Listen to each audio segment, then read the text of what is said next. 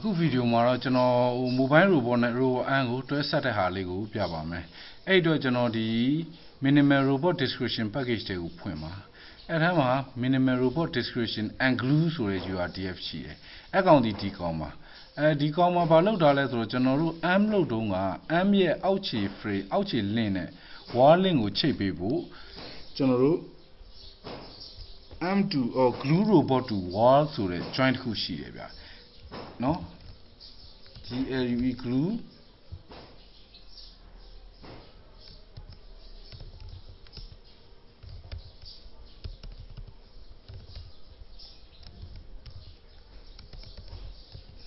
ဒီ frame လေးရှိတယ်အဲ့ frame ကိုဖြတ်လိုက်တာပါပဲဖြတ်ပြီးနာမည်ပြန်ပေးလိုက်တာပေါ့နော်ဘာလို့လဲဆိုတော့အဲ့ frame က wall frame နဲ့ကတ်ပါလေအခုကျွန်တော်တို့ arm ကိုကျွန်တော်တို့ကဒီ robot car မှာတက်ဆင်ကြည့်အောင်အဲ့ခါကျတော့အဲ့ frame ကအဲ့ link ကမလို့အဲ့တော့အဲ့ link ကိုဖြတ်လိုက်မယ်အဲ့ link ကိုဖြတ်ပြီးတဲ့ခါကျတော့ကျွန်တော်တို့ကဒီကျွန်တော်တို့ unbox ဆိုတဲ့ control O အဲ့တော့ဒီ package ထဲမှာနော်mobot URDF ထဲမှာကျွန်တော်တို့ mobot wm.screw ဆိုတဲ့ file ရှိတယ်အဲ့ဒီ file ကိုကြည့်ပါဒီမှာတော့ကျွန်တော် gazebo လေးပါလေးထည့်လိုက်တာပေါ့နော် color လေးလှအောင်အပြာလေးပါလေးစိတ်ဥလက်တအောင်အဲ့တော့ mobile robot ဘက်သွားပြီးတော့ mobot wm.screw ကြည့်မယ်ဆိုရင်ခုနကinclude ဆိုတဲ့ URDF ကိုကျွန်တော်တို့ screw include လုပ်ပြီးရေးထားတာเนาะ URDF တွေတွဲဆက်ပြီးရေးမှာဒီမှာ include လုပ်ပြီးရေးဒါ XML မဟုတ်ဘူးเนาะ screw ဆိုတဲ့ format ပါပြီးတော့ကျွန်တော်တို့ကနောက်ထပ် joint ထပ်ထည့်လိုက်တယ်ဘယ် joint လဲဆိုတော့ arm base joint ဆိုပြီး type ကတော့ face ပေါ့เนาะ face ဆိုတော့အသေးတက်ထားမှာပေါ့เนาะအလှုပ်ရှားနိုင်တဲ့ joint မျိုးမဟုတ်ဘူးဆိုတော့ body ကတော့ argument တွေစီယူထားတယ်ဒါမှသူ့ရဲ့ parent က base link သူ့ရဲ့ child ကတော့ link 1 child ကတော့ link 1ဆိုတာတော့တကယ်တော့ robot arm ရဲ့စက်ရုပ်လက်တံရဲ့ link ပေါ့နော်စက်ရုပ်လက်တံနဲ့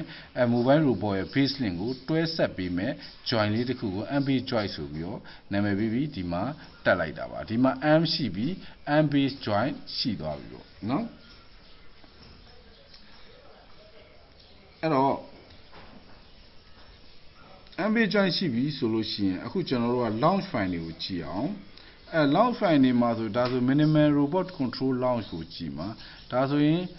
driver အတွက် YAML file parameter တင်ထားတယ် controller ကိုခေါ်ထားတယ် mobile robot အတွက် controller ပေါ့နော်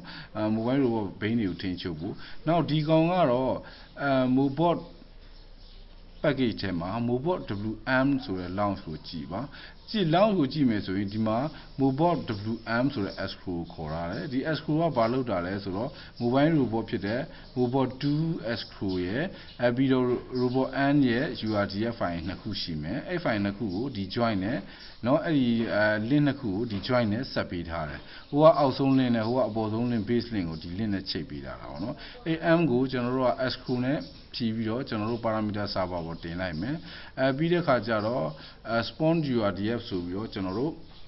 ဒီ mobile robot အတွက်ကျွန်တော်တို့ဒီ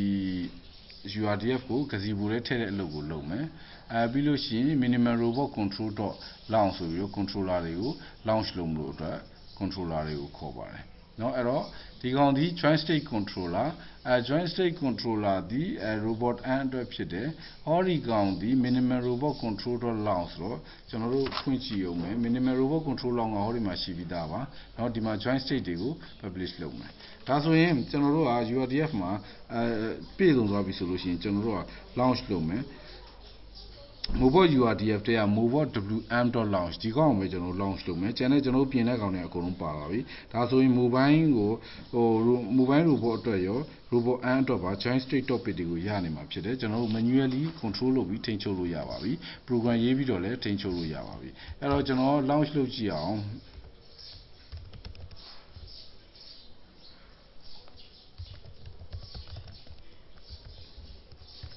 ROS1 က package တွေက MOBOD mobot URDF တွေကကျွန်တော်တို့ mobot with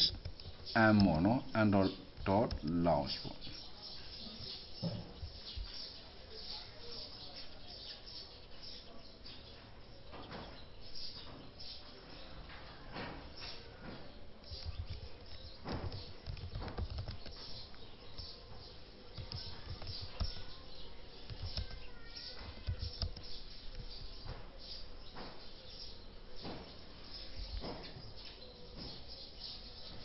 Okay ဒါဆိုရင်